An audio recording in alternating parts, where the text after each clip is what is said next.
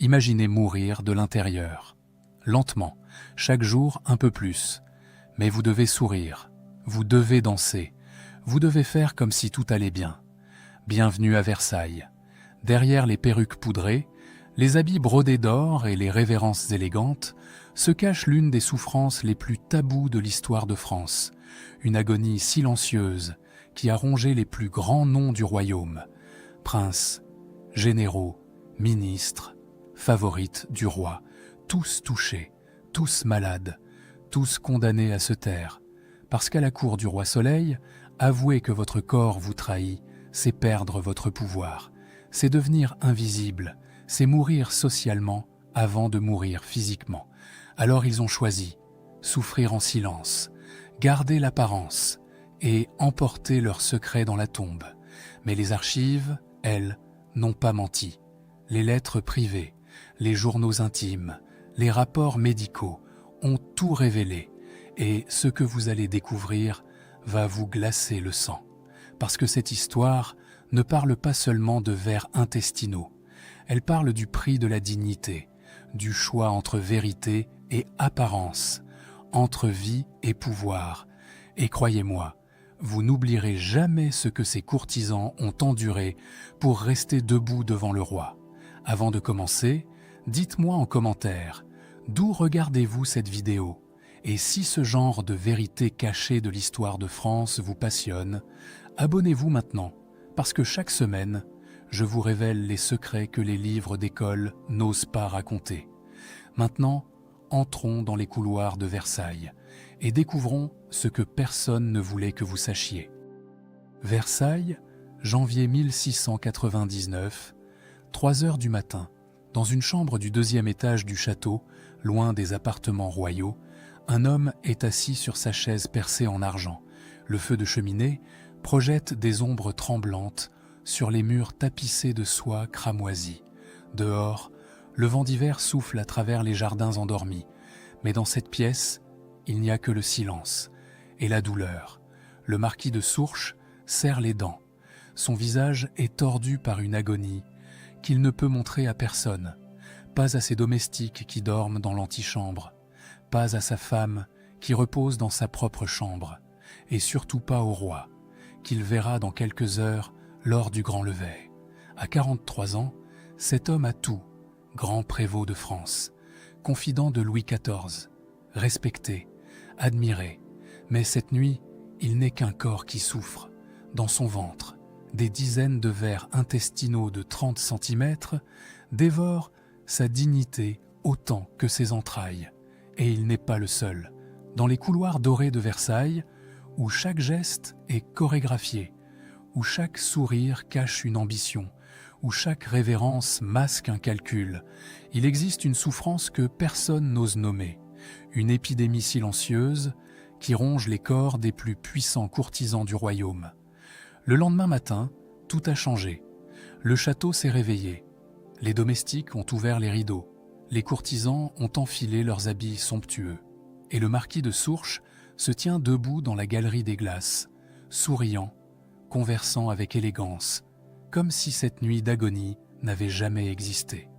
Autour de lui, la cour de France déploie sa splendeur. Les miroirs multiplient l'éclat des lustres. Les dames portent des robes qui pèsent 15 kilos. Les gentilshommes ont passé 2 heures à se faire poudrer et parfumer. Tout respire la perfection, l'ordre, la maîtrise absolue. Mais regardez plus attentivement, regardez leur visage, cette pâleur qui ne vient pas du blanc de Céruse, ces mains qui tremblent imperceptiblement, ces regards qui trahissent une fatigue mortelle, ces courtisans qui s'appuient discrètement contre les murs entre 2 révérences. Quelque chose ne va pas, quelque chose ronge ce temple de la civilisation française de l'intérieur. Guy Crescent-Fagon le sait. Premier médecin de Louis XIV, cet homme de 60 ans a vu défiler dans son cabinet les plus grands noms du royaume. Et ce qu'il observe le terrifie. Dans son journal personnel, conservé aux archives de la Bibliothèque nationale, il a écrit ces mots en 1703. Plus de la moitié des personnes qui fréquentent régulièrement la cour souffrent d'infestations vermineuses. Le mal est si répandu qu'il n'étonne plus personne, mais nul n'ose en parler ouvertement. Les grands seigneurs préféreraient avouer la vérole plutôt que de confesser qu'ils hébergent des vers. Préféreraient avouer la vérole. Réfléchissez à ce que cela signifie. À Versailles, mieux vaut admettre une maladie sexuellement transmissible qu'une infestation parasitaire, parce que la vérole, au moins, suggère une vie de plaisir, une vie de conquête. Mais les vers intestinaux, les vers parlent de saleté, d'imperfection corporelle, de fragilité animale. Et à la cour du roi Soleil, rien de tout cela n'est acceptable.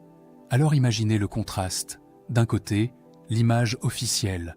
Versailles, comme symbole de la grandeur française, le château des merveilles où règne l'ordre parfait, les jardins géométriques qui domptent la nature, les fontaines qui défient la gravité, l'étiquette qui transforme chaque instant de la journée royale en cérémonie sacrée, et de l'autre côté, la réalité des corps, les douleurs abdominales qui durent des semaines, les diarrhées sanglantes qu'il faut cacher, les pertes de poids dramatiques qu'on dissimule sous des habits rembourrés, l'anémie qui donne ce teint gris que le maquillage ne parvient plus à masquer. Mais personne ne parle, personne n'ose briser l'illusion, jusqu'à ce qu'une femme décide de tout écrire.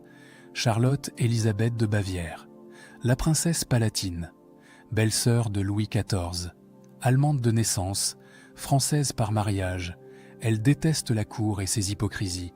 Elle déteste les sourires forcés, les compliments empoisonnés, les mensonges polis. Alors elle écrit des centaines de lettres à sa tante en Allemagne, à ses amis d'enfance, à tous ceux qui sont assez loin de Versailles pour entendre la vérité. Et dans ces lettres, elle ne ment pas, elle ne filtre rien, elle raconte ce qu'elle voit vraiment. En 1705, elle écrit ces mots. « Il n'est point de courtisans qui ne souffrent de vers. J'en ai vu expulser de si longs qu'on les eût pris pour des serpents.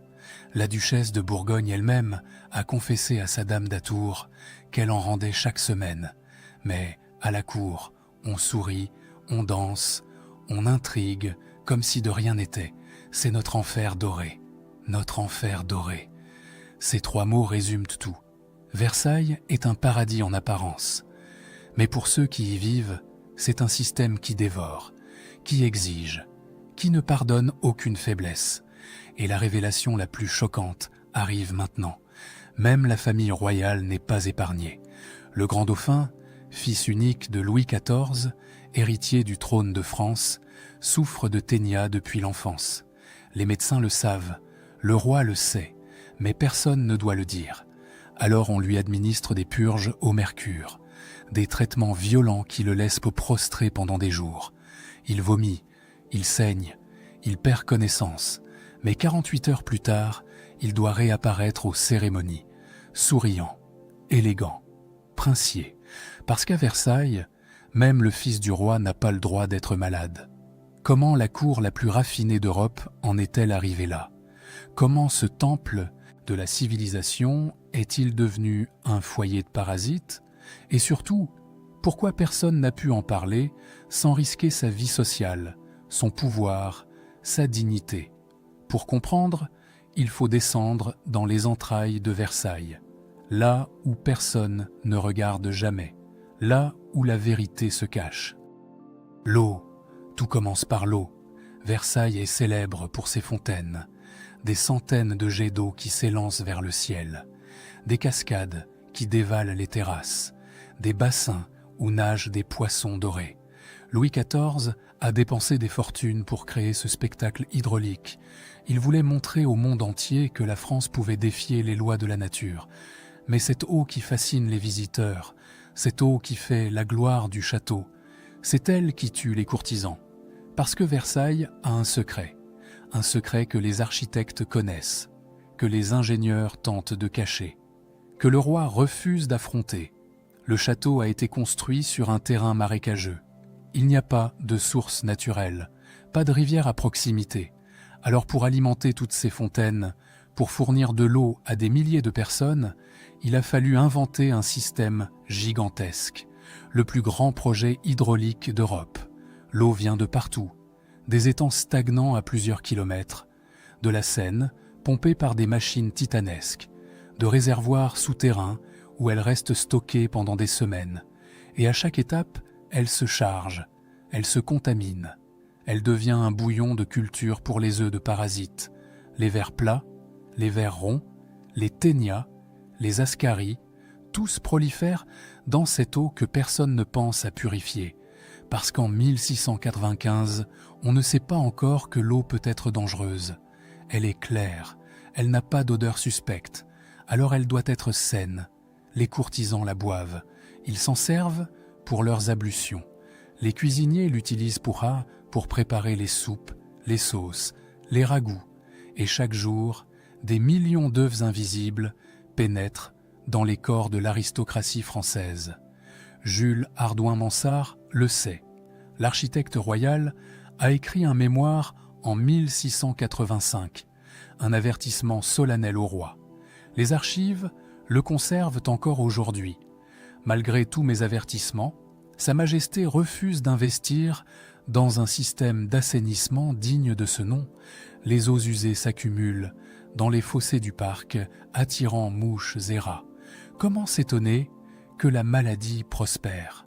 Mais Louis XIV ne veut rien entendre. Construire des égouts décents coûterait trop cher. Et surtout, cela signifierait admettre que Versailles, son chef-d'œuvre absolu, a été mal conçu dès le départ. Alors rien ne change. Les latrines continuent de déverser leurs immondices dans les fossés. Les nappes phréatiques se contaminent et le cycle infernal se poursuit. Mais l'eau n'est pas la seule coupable. Il y a aussi la nourriture. Les banquets de Versailles sont légendaires. Des tables qui ploient sous les victuailles, des dizaines de plats servis à chaque repas, du gibier, du poisson, des légumes, des fruits, tout ce que le royaume peut offrir de plus raffiné. Sauf que cette nourriture est mortelle. Le roi aime la viande saignante. Le gibier à peine cuit, encore rose au centre. Les cuisiniers obéissent.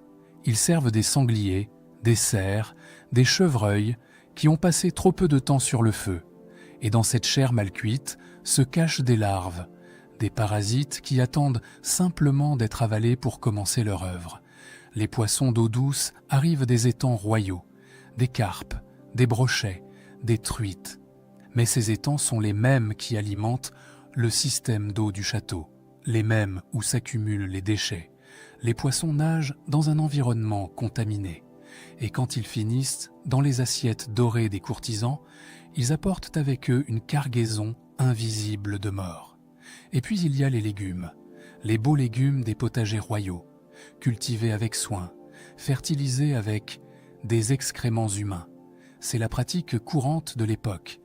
On récupère le contenu des fosses d'aisance, on l'étale sur les jardins. Les plantes poussent merveilleusement bien, mais elles absorbent aussi les œufs de parasites qui survivent dans cette matière organique. Laitue, carottes, navets, choux, tous portent sur leurs feuilles et leurs racines les germes de l'épidémie silencieuse. Le pire, c'est que les médecins voient combat à tout cela. Ils examinent les malades, ils trouvent les vers lors des autopsies. Ils savent que quelque chose ne va pas, mais ils ne comprennent pas la vraie cause, parce que la médecine de 1700 croit encore au miasme, au mauvais air, aux humeurs corrompues. Quand un courtisan tombe malade, on accuse son tempérament mélancolique, son excès de bile noire, ses vapeurs internes. Les vers intestinaux sont connus depuis l'Antiquité, mais on pense qu'ils naissent spontanément dans le corps, qu'ils sont générés par la corruption interne de l'organisme. Personne ne fait le lien avec l'eau, avec la nourriture, avec l'hygiène déplorable du château. Alors les médecins prescrivent des traitements, des purges violentes, des clistères au vinaigre, de la poudre de vers de terre censée attirer les parasites vers l'extérieur, du mercure, de l'arsenic, des décoctions toxiques qui tuent parfois le patient plus vite que les vers eux-mêmes. Et pendant ce temps, le mal continue de se propager, dans les cuisines où l'on ne lave pas assez les mains, dans les chambres où les pots de chambre débordent, dans les couloirs où s'accumulent les déchets que personne ne ramasse assez vite. Versailles est un piège parfait. une machine à fabriquer des parasites, un système qui transforme la grandeur en maladie, la splendeur en agonie. Et les courtisans sont pris au piège. Ils ne peuvent pas partir, ils ne peuvent pas se plaindre, ils ne peuvent même pas avouer qu'ils souffrent, parce qu'à la cour du roi Soleil, montrer sa faiblesse, c'est mourir. Maintenant vous comprenez comment la maladie s'est répandue, mais vous ne comprenez pas encore pourquoi personne n'a crié, pourquoi personne n'a dit « stop », pourquoi des centaines de courtisans ont préféré mourir plutôt que d'avouer leur souffrance. Pour comprendre cela, il faut comprendre Versailles, pas le château, le système. À la cour de Louis XIV, tout est une question de regard. Le regard du roi, le regard des autres courtisans, le regard qui vous élève ou qui vous détruit. Chaque matin, des centaines de personnes se lèvent avec une seule obsession, être vues, être remarquées, être appréciées, parce que le roi ne gouverne pas seul. Il distribue les faveurs, les pensions, les titres, les honneurs. Mais pour recevoir quelque chose, il faut d'abord exister aux yeux du souverain. Il faut être présent, visible, parfait. Et voilà le piège. Si vous tombez malade, vous disparaissez. Vous manquez le lever du roi. Vous ratez le souper. Vous êtes absent des promenades dans les jardins. Et pendant votre absence, vos rivaux s'approchent. Ils prennent votre place.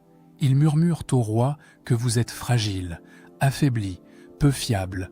Quelques semaines suffisent, quelques semaines d'absence, et vous n'existez plus.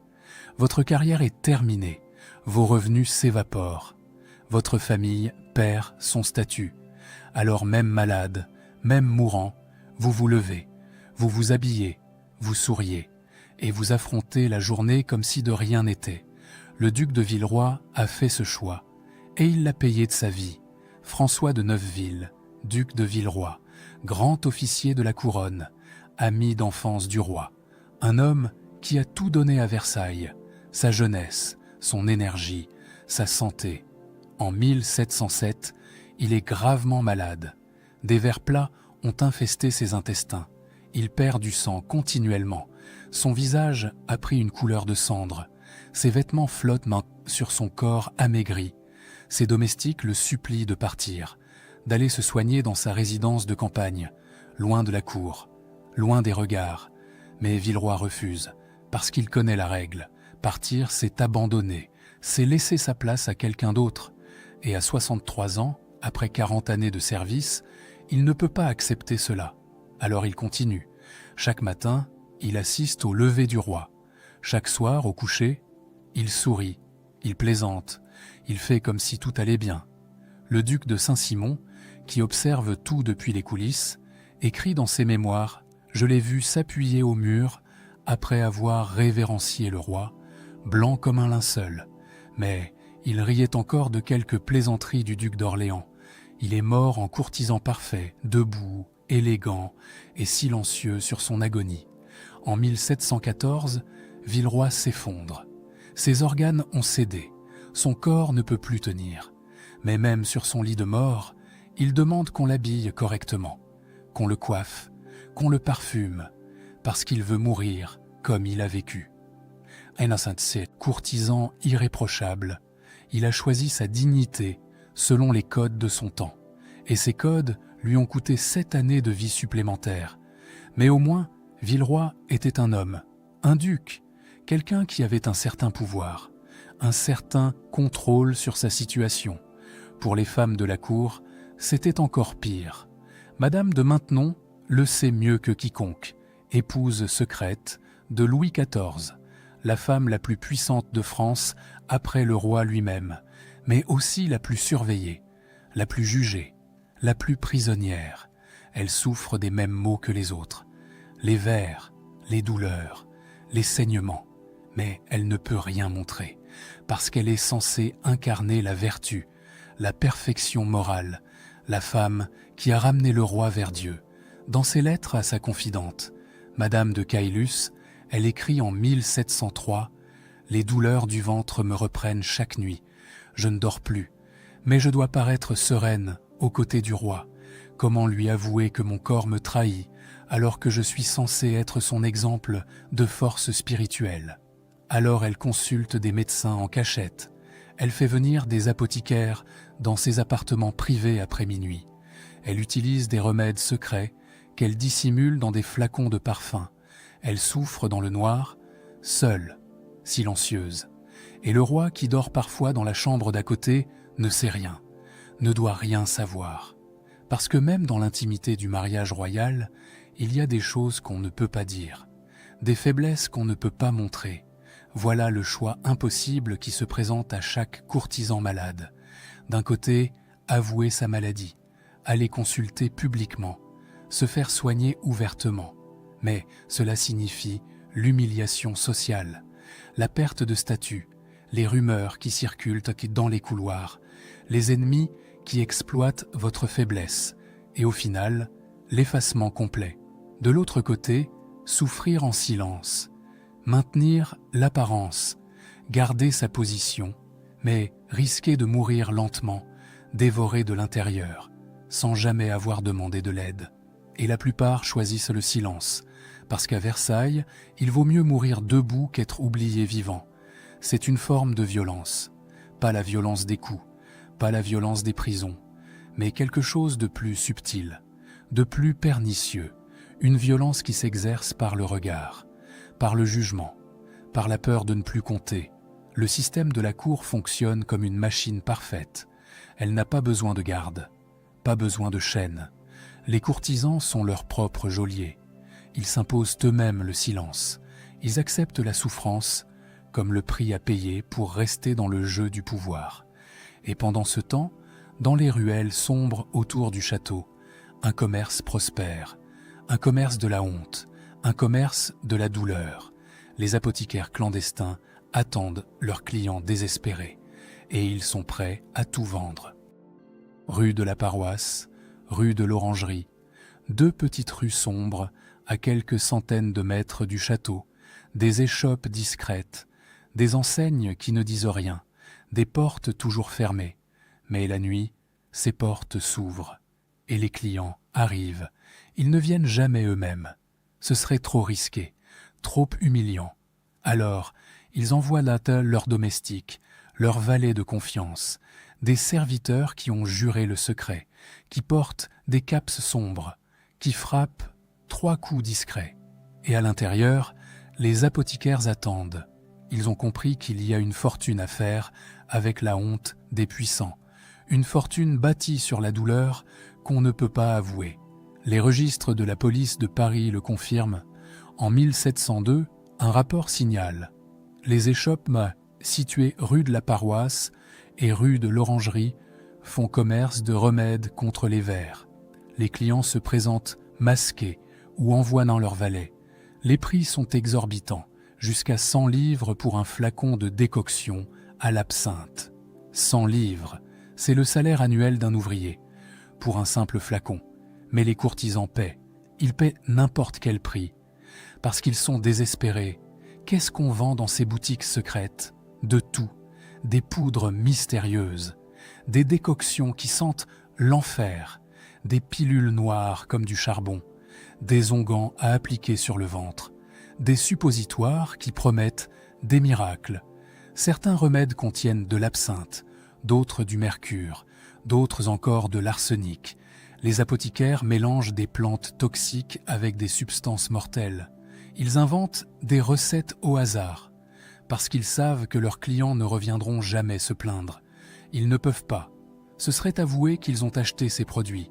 Alors même si le remède ne fonctionne pas, même s'il rend le malade encore plus malade, le secret reste intact et les traitements officiels ne sont pas meilleurs. Les médecins de la cour utilisent des méthodes qui tuent presque autant que les vers eux-mêmes, les purges au mercure, le traitement le plus répandu, le plus dangereux aussi. On fait avaler au patient une mixture qui contient du mercure liquide. L'idée est que ce métal lourd va tuer les parasites. Et c'est vrai, le mercure tue les vers, mais il tue aussi le patient. Les courtisans qui subissent ces purges vomissent pendant des heures. Leur corps se tord de convulsions, ils saignent de la bouche, du nez, des intestins. Certains perdent leurs dents, d'autres leurs cheveux. Quelques-uns ne se relèvent jamais. Il y a aussi les clistères, ces lavements administrés par voie rectale. Les médecins utilisent du vinaigre, du tabac, parfois du vin chaud, mélangé à des herbes amères. L'opération est atrocement douloureuse. Les patients hurlent, mais on continue, parce qu'il faut bien faire quelque chose. Et puis il y a les traitements les plus fous, la poudre d'étain qu'on fait avaler. L'idée est que ce métal va râper les vers de l'intérieur. En réalité, il perfore les intestins, causant des hémorragies internes, des infections mortelles, les jeûnes extrêmes. Certains médecins recommandent de ne rien manger pendant 15 jours pour affamer les parasites. Mais le patient s'affaiblit plus vite que les vers et souvent il meurt avant d'être guéri. François-Michel Le Tellier, marquis de Louvois, a payé le prix ultime de ces traitements barbares. Louvois, le ministre de la guerre de Louis XIV, l'homme le plus puissant du royaume après le roi, celui qui a organisé les conquêtes françaises, qui a terrorisé l'Europe entière, un géant politique, un esprit brillant, mais même lui n'a pas échappé au vers. Pendant des années, il a souffert en silence, comme tous les autres. Il travaillait 16 heures par jour. Il supervisait les armées, il gérait les fortifications, il négociait avec les ambassadeurs. Et chaque nuit, il se tordait de douleur dans sa chambre. En 1691, son état s'est brusquement aggravé. Les douleurs sont devenues insupportables. Il ne pouvait plus manger, ne pouvait plus dormir.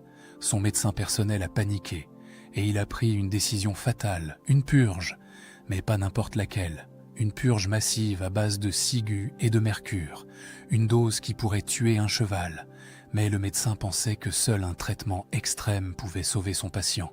Louvois a avalé la mixture un matin de juillet. 48 heures plus tard, il était mort. Son corps vomissait du sang noir. Ses organes se dissolvaient. Il hurlait d'agonie pendant que les médecins le maintenaient sur son lit. La version officielle a parlé d'apoplexie foudroyante. Une mort naturelle, rapide, presque noble, mais Madame de Sévigné savait la vérité. Dans une lettre datée de juillet 1691, elle écrit « Louvois est mort hier. On dit l'apoplexie, mais ses domestiques murmurent qu'il rendait du sang noir depuis des semaines. Les médecins ont voulu le purger d'un mal secret. Ils l'ont tué. Ils l'ont tué. 3 mots terribles, mais vrais. Louvois est mort parce qu'il ne pouvait pas avouer sa maladie publiquement, parce qu'il a dû se faire soigner en cachette, par un médecin isolé, qui a pris des risques insensés, sans supervision, sans second avis. Le système l'a tué aussi sûrement que le poison, et ce n'était que le début, parce que vers 1710, la situation a atteint un point de rupture. L'épidémie silencieuse s'est transformée en catastrophe collective. Plus de 70% des courtisans réguliers souffraient maintenant d'infestations. Les décès suspects se multipliaient.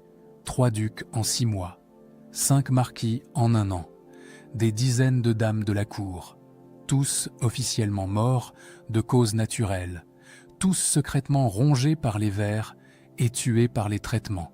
Et le roi lui-même commençait à montrer des signes de faiblesse. Louis XIV, le roi Soleil, le monarque absolu, vieillissait. Son corps se détériorait, et dans les couloirs, on murmurait « Est-ce que même lui, quelque chose devait changer? Quelqu'un devait parler ?» Mais oser remettre en question les conditions de vie à Versailles, c'était remettre en question l'ordre voulu par le roi lui-même. C'était défier le système, risquer la disgrâce, peut-être même pire. Pourtant, quelques voix courageuses ont commencé à s'élever. Guy Crescent-Fagon a décidé de tenter l'impossible. En 1703, après 20 ans comme premier médecin du roi, il a rédigé un mémoire, un document secret, destiné uniquement aux yeux de Louis XIV. Le titre était simple: sur la nécessité d'améliorer la salubrité du château de Versailles. Dans ce texte, Fagon ne mâche pas ses mots. Il décrit l'état catastrophique de l'hygiène, l'eau contaminée, les latrines qui débordent, les cuisines insalubres. Il liste les maladies qui prolifèrent, les infections, les fièvres et surtout les infestations parasitaires qui touchent désormais la majorité de la cour. Ses recommandations sont claires. Purifier l'eau, construire de nouveaux égouts, améliorer les cuisines, former le personnel aux règles d'hygiène de base, créer un système d'assainissement digne de la grandeur de la France. Le coût serait élevé, mais la santé du royaume en dépend. Louis XIV a lu le mémoire et il a refusé, tout simplement refusé. Pourquoi ? Parce que accepter les recommandations de Fagon, c'était admettre que Versailles avait été mal conçu, que son chef-d'œuvre, son monument à la gloire absolue, avait des défauts fondamentaux. Et le roi Soleil ne pouvait pas accepter cela. Dans son journal personnel, Fagon a écrit sa déception. Sa Majesté préfère des fontaines qui jaillissent vers le ciel à des conduits qui évacueraient nos immondices. C'est le triomphe de l'apparence sur la santé. Le triomphe de l'apparence sur la santé. Ces mots résument tout le drame de Versailles. Mais quelques courtisans ont quand même essayé de se protéger, à leur manière, en secret. Certains faisaient bouillir leur eau dans leurs appartements, une pratique étrange qui attirait les regards, les commentaires, les moqueries, mais ils continuaient, parce que leur vie en dépendait. D'autres refusaient discrètement certains plats lors des banquets royaux, une insulte sociale majeure. Mais ils préféraient risquer l'offense plutôt que l'infection. Quelques-uns quittaient régulièrement la cour, sous prétexte de gérer leur domaine, de régler des affaires de famille.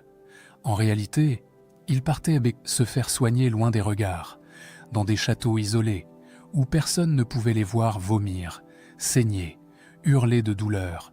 Et puis, en 1715, le système s'est effondré, parce que le roi lui-même est tombé. Louis XIV, 77 ans. Plus d'un demi-siècle de règne absolu, le monarque le plus puissant d'Europe, l'homme qui avait transformé la France en empire, qui avait construit Versailles, qui avait défini ce que signifiait être roi.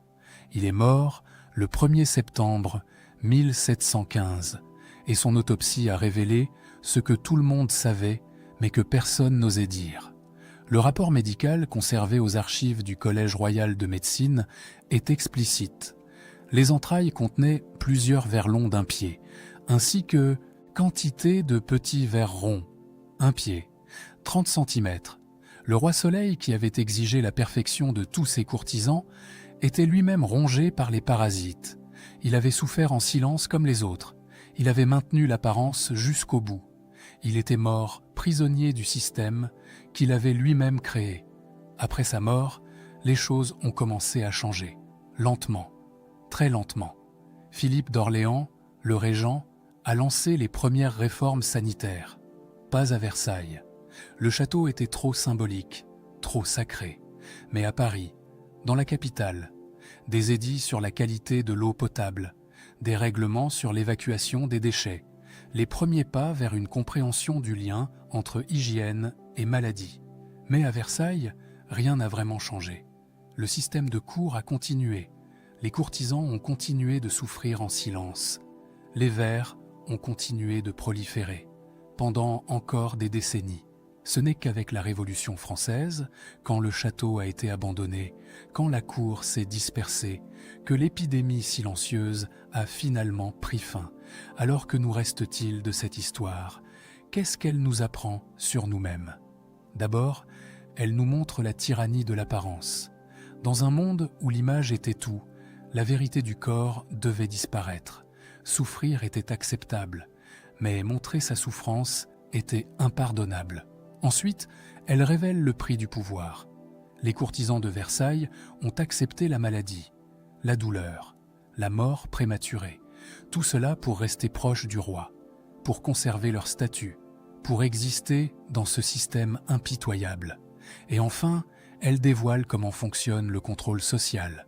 Pas besoin de chaîne, pas besoin de prison. Le regard des autres suffit. La peur de l'humiliation suffit. La honte suffit. Ces courtisans qui mouraient de vers intestinaux en silence n'étaient pas pas simplement des victimes d'un ordre inhumain, ils étaient aussi des êtres humains qui ont choisi leur dignité selon les codes de leur temps. Leur tragédie n'est pas qu'ils aient souffert, c'est qu'ils n'aient jamais eu le droit de dire leur souffrance. Aujourd'hui, quand nous visitons Versailles, nous admirons les miroirs, les dorures, les jardins parfaits. Nous imaginons la splendeur, le luxe, la grandeur. Mais maintenant, vous savez, derrière chaque perruque poudrée, chaque révérence gracieuse, chaque sourire de cour, se cachait un corps fragile, mortel, profondément humain. Et c'est cette humanité, longtemps niée, que nous redécouvrons dans les lettres qu'ils n'osaient montrer, les journaux qu'ils cachaient, les vérités qu'ils emportaient dans la tombe. Leur histoire n'est pas seulement celle de Versailles, c'est celle de toutes les époques où l'apparence a triomphé sur l'humanité. Et c'est à nous, aujourd'hui, de nous souvenir, de ne jamais oublier que derrière chaque système parfait se cachent des corps qui souffrent, des voix qu'on fait taire, des dignités qu'on sacrifie. Les courtisans de Versailles nous parlent encore. 3 siècles après leur mort, ils nous disent « Méfiez-vous des mondes trop beaux, trop parfaits, trop ordonnés, parce que quelque part, quelqu'un paie le prix de cette perfection, et ce prix est toujours trop élevé